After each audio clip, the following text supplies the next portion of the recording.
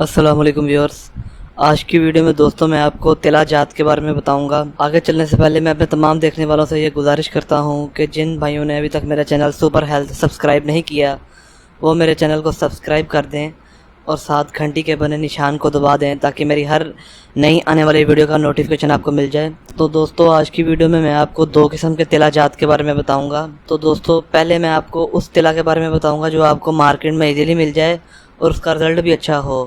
دوسرے نمبر پہ میں آپ کو اس تلا کے بارے میں بتاؤں گا جو کہ شوقین حضرات ہیں، جنہیں گھر میں چیزیں بنانے کا شوق ہے اور جو حکمت کا شوق رکھتے ہیں، تو ان کے لیے میں دوسرا تلا بتاؤں گا۔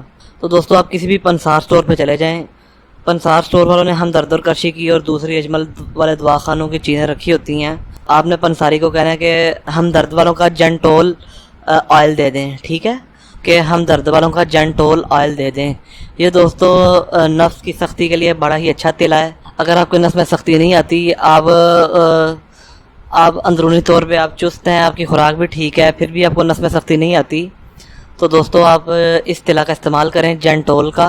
ہمدرد دواخانے والے یہ تلا بناتے ہیں۔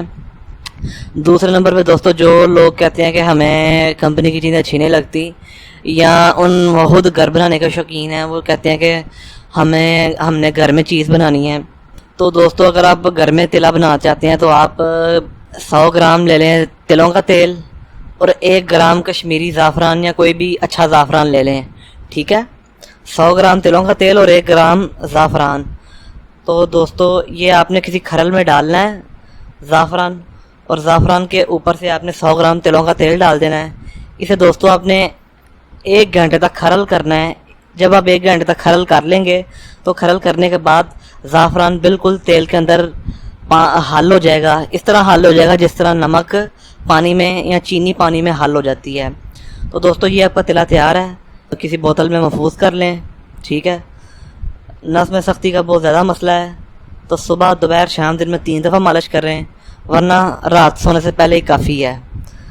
اسی طرح جو دوسرا تلا میں نے آپ کو بتایا ہے وہ بھی اگر نس میں سختی کا بہت زیادہ مسئلہ ہے، صبح دوپہر شام دن میں 3 دفعہ مالش کر رہے ہیں، اگر مسئلہ کم ہے تو رات سونے سے پہلے 1 دفعہ ہی کافی ہے۔